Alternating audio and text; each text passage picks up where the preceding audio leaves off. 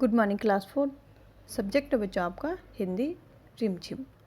और हिंदी रिमझिम में जो है हम यहाँ पे एक कविता पढ़ रहे थे, नाव बनाओ नाव बनाओ। ठीक है ना। और ये कविता हमने पढ़ी और कुछ अभ्यास प्रश्न हमने यहाँ पे किए थे बच्चों। ठीक है ना। तो यहाँ रही आपकी कविता, पाठ 6 है, नाव बनाओ नाव बनाओ। तो आज यहाँ पे देखिए कुछ प्रश्न हमने कल यहाँ पे किए थे पेज नंबर 48 में। ठीक है ना। और यहाँ पे देखिए 7 समुद्र। ठीक है। तो 7 समुद्रों के हमने यहाँ पे नाम लिखे थे। सबसे पहला था हमारा हिंद महासागर, दूसरा था प्रशांत महासागर, तीसरा था अटलांटिक महासागर, चौथा उत्तरी ध्रुव महासागर, पांचवा दक्षिणी ध्रुव महासागर, छठवां अरब सागर और सातवां बंगाल की खाड़ी। ठीक है ना। और यहाँ पे देखिए ख जो प्रश्न है उसमें है, क्या सचमुच बारिश के बादल समुद्र से पानी लाते हैं? वे इतना सारा पानी कैसे लाते होंगे? आपस में बातचीत करके पता करो। ठीक है ना। तुम इस काम को पढ़ो कि या किताब की मदद से भी कर सकते हो। तो थोड़ा मैं यहाँ पे आपको बताऊँगी, वैसे आपको इसको अपने दिमाग से करना है बच्चों, आप साइंस से भी पढ़ते हैं। ठीक है ना। तो यहाँ पे देखिए, हाँ, बारिश के बादल, जो बारिश के बादल होते हैं सचमुच समुद्र से पानी लाते हैं। ठीक है ना। अब कैसे लाते हैं? सूरज की गर्मी से। ठीक है, ध्यान से आप सुनेंगे, आप इसको आंसर को लिख भी सकते हैं। मैंने यहाँ पे आंसर नहीं लिखा है, आपको खुद से करना है। तो सूरज की गर्मी से समुद्र का पानी भाप बनकर आकाश में चला जाता है। ठीक है। वहाँ इकट्ठी हुई भाप धीरे धीरे ठंडी होकर क्या हो जाती है? ठंडी होकर पानी की बूंदों में बदल जाती है और वही बूंदें बादल का रूप लेकर पानी बरसाने लगती हैं। ठीक है ना। नेक्स्ट देखिए यहाँ पे, तरह तरह की नावें। तुम कागज़ से कितनी तरह की नाव बना सकते हो? बनाकर कक्षा में दिखाओ। ठीक है ना। तो ऑनलाइन क्लासेस होंगे तो तुमने कितनी नाव बनी, आप मेरे को दिखाओगे इसमें। तो उनमें से किसी एक नाव के बारे में लिख कर बताओ कि तुमने वह कैसे बनाई। ठीक है ना। तो यहाँ पे जो है आपने 2-3 तरह के आप नाव बनाएंगे।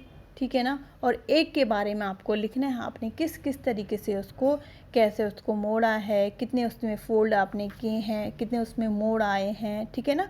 और कितने उसमें जो है चौकोर तिकोने, कितने उसमें क्या क्या उसमें हुआ है, उसके बारे में आप यहाँ पे लिखेंगे। नेक्स्ट यहाँ पे देखिए, आई बरसात। सारे क्वेश्चन आपको खुद से करने हैं बच्चों। यहाँ पे आई बरसात। बरसात के दिनों में अक्सर घरों के दरवाजे और खिड़कियों से पानी की बौछार आ जाती है। कभी कभी छत से पानी टपकता है, सीलन भी आ जाती है। ऐसी स्थिति में से निपटने के लिए तुम्हारे घर में क्या क्या किया जाता है? तो आजकल आपने देखा बारिश का मौसम है, काफ़ी बारिश हो रही है, तो कई घरों में क्या है, सीलन आ रही होगी। तो और कई जो है बारिश की बौछारें, जो उल्टी सीधी जो बारिश आती रहती है, तो हमारे घर के अंदर तक बारिश पहुंच जाती है। तो उसके लिए हम जो है सीलन जो हमारी छतों पे, तो उसके लिए हम तिरपाल, ठीक है ना, या कुछ हम प्लास्टिक छत पे लगा सकते हैं, या अपनी जो खिड़कियों से हमारी जो पानी की बौछारें आती हैं तो उसको भी हम प्लास्टिक से बचा सकते हैं। ख देखिए इसमें, बारिश के मौसम में गलियों और सड़कों पर भी पानी भर जाता है। तुम्हारे मोहल्ले और घर के आसपास बारिश आने पर क्या क्या होता है? ठीक है ना। तो आपने देखा है, जब आजकल आपने देखा है बारिश हो रही है तो घर और मोहल्लों में क्या हो जाता है, जगह जगह बारिश का पानी इकट्ठा हो जाता है, और जिससे जो है, जैसे जहाँ पे कच्ची जो है सड़कें हैं वहाँ पे गड्ढे बन जाते हैं और हमें आने जाने में बहुत सारी परेशानी होती है। ठीक है ना। और यहाँ पे देखिए, काम आने वाले शब्द, काम वाले शब्द। तो पिछले साल रिमझिम में तुमने पढ़ा था कि बनाना काम वाला शब्द है। बनाना, किसी चीज़ को बनाना। तो काम वाले शब्दों को क्रिया कहते हैं। ठीक है ना। इस कविता में ढेर सारी क्रियाएं या काम वाले शब्द आए हैं, उन्हें छांटो और नीचे लिखो। तो हमने यहाँ पे छांट के लिखा है बच्चों। तो आपने भी इसी तरीके से इसको बुक में ही करना है। अड़ना, गड़ना, खोलना, आना, घिरना, चलना, टटोलना, पढ़ना, इतने सारे इसमें शब्द आए हैं। ठीक है। अब यहाँ पे देखिए ख, तुमने जो क्रियाएं छांटी हैं वर्णमाला के हिसाब से उनके आगे 1 2 3 आदि लिखकर उन्हें क्रम से लगाओ। ठीक है, हमने यहाँ पे क्रियाएं छांटी हैं, अब हमने इनको क्रम में लगाना है। तो यहाँ पे देखिए कुछ मैंने लगाए हैं, कुछ आपको लगाना है। तो हमको वर्णमाला के हिसाब से, वर्णमाला कहाँ से स्टार्ट होती है, कहाँ से शुरू होती है, अ से ज्ञ तक। तो अ से वाला सबसे पहला शब्द क्या है, अड़ना, तो हमने फर्स्ट नंबर पे उसको लिख दिया अड़ना। दूसरा है आ, वर्णमाला का दूसरा अक्षर आ, आना। फिर है ख आया है, खोलना। फिर आया है ग, गड़ना।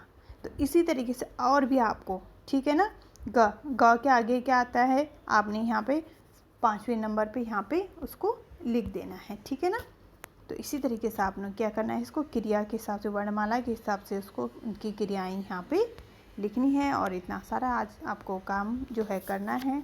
ठीक है ना, जितने मैंने प्रश्न यहाँ पे बोले हैं तो इसको अपने दिमाग से आपको करना है, कोई ज़्यादा इसमें टफ नहीं है।